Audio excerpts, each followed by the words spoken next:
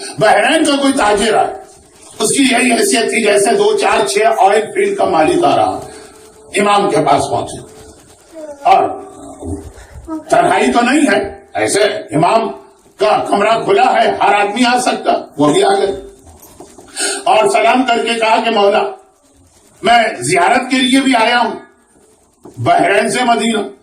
یہ زیارت خالی روزوں کی نہیں ہے، پہلی زیارت تو خود امام معصوم کی ہے۔ کہا کہ اگر وہ تمہارے سامنے نہ ہو تو ان کے روزوں کی زیارت کرو۔ سبحان اللہ۔ یہ تو بعد میں آئی، اصل تو چہرے کی زیارت ہے۔ جیسے پیغمبر کا اصل جملہ ہے کہ نظر الی وجہ علی عبادت، علی کے چہرے کو دیکھنا عبادت ہے۔ تو جب کسی نے کہا کہ مولا یا رسول اللہ وہ لوگ جو علی کے بعد دنیا میں آئیں گے علی کی زیارت نہیں کر سکتے، تو پیغمبر نے وہ جملہ کہا جس کے لیے آج آپ یہاں آئے ہیں کہ اگر چہرے کی زیارت نہیں کر سکتے تو ذکر و علی عبادت، جمع ہو کے ذکر ہی کر لو، یہی عبادت ہے۔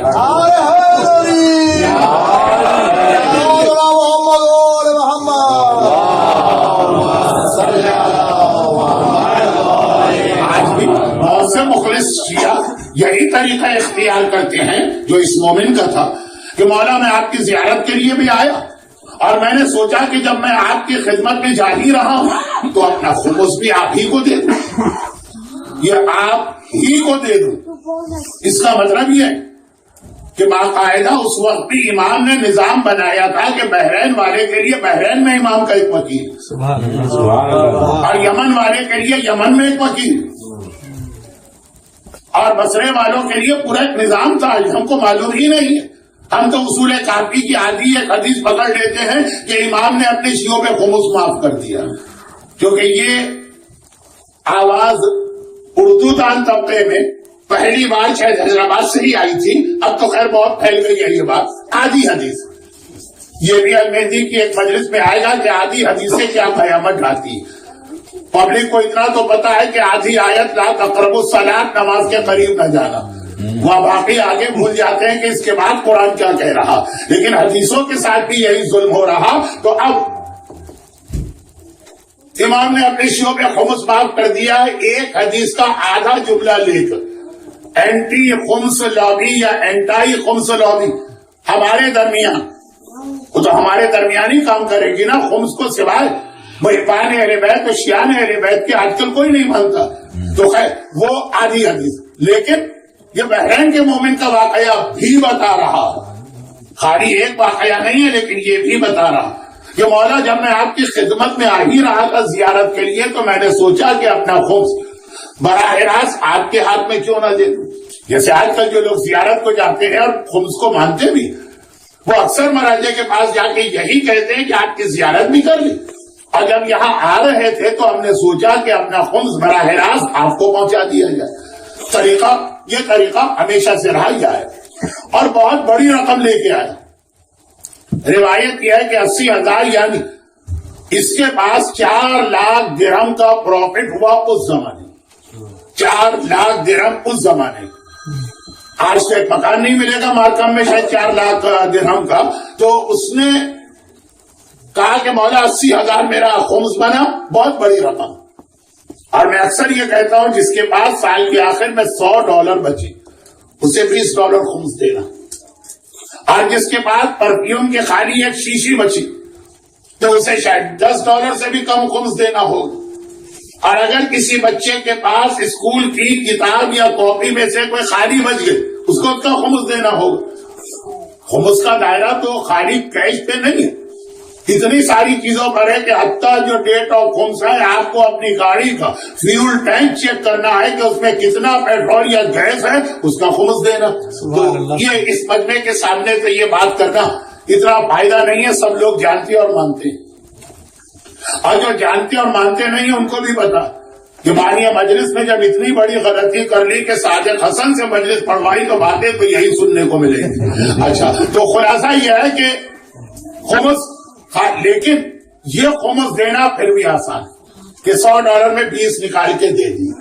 اور جب یہی $100 والا کبھی کسی سال اسے $1,00,000، جسے آپ شاید آج کل 100,000 کہتے ہیں، لیکن جو نسل میرے سامنے وہ زیادہ کمفرٹیبل لاکھ میں ہی ہوگی، اور میں بھی اسی میں ہوں. یہ 1 ملین آپ کو کبھی پروفٹ ہوا، اس میں سے $2 خمس نکالنا یہ بہت بڑا مسئلہ ہوتا. میں کتنے لوگوں کو اس ٹورنٹو میں جانتا ہوں. میں کب سے آ رہا ہوں؟ 1983 سے. تو کتنے سارے لوگ ہیں جن کے سارے حالات میرے سامنے ہیں کہ کبھی ایک مکان رہنے کو نہیں تھا، چھوٹے سے فلیٹ میں کرائے پہ رہتے تھے. آج ماشاءاللہ 2 3 4 پراپرٹیز. رہنے کا مکان ضرورت ہے، انویسٹمنٹ پراپرٹی ضرورت نہیں ہے، اس کا خمس دینا وہ لاکھوں میں بنتا.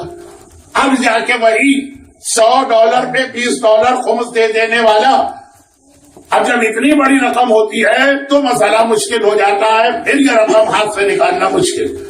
خیر اب یہ باتیں کہیں اور جا رہی ہیں، میں آ جاؤں تو یہ 80,000 درہم اس زمانے کے لے کے آئے، جو کم سے کم بھی آج کے اعتبار سے 8 ملین 10 ملین تو بنے ویلیو کے اعتبار سے.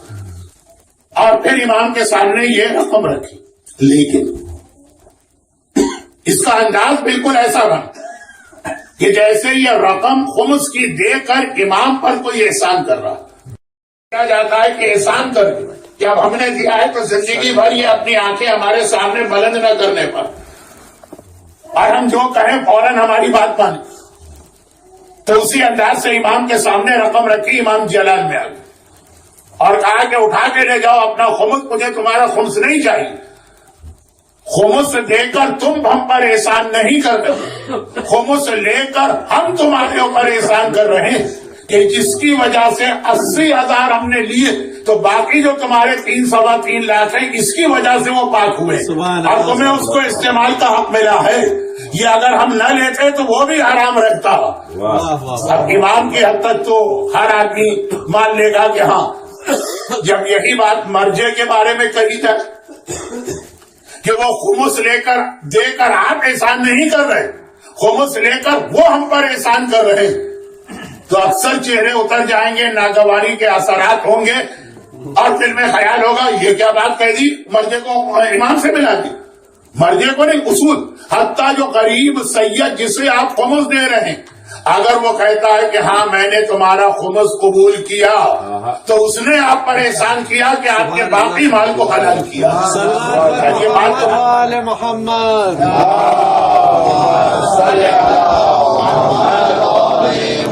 یہ اسی موضوع پہ چلا جاؤں تو بات کا تو رخ ہی بدل جائے گا. اگرچہ خمس بھی ہماری قوم کا اہم مسئلہ، خمس کی ادائیگی کا طریقہ کار بھی اہم مسئلہ.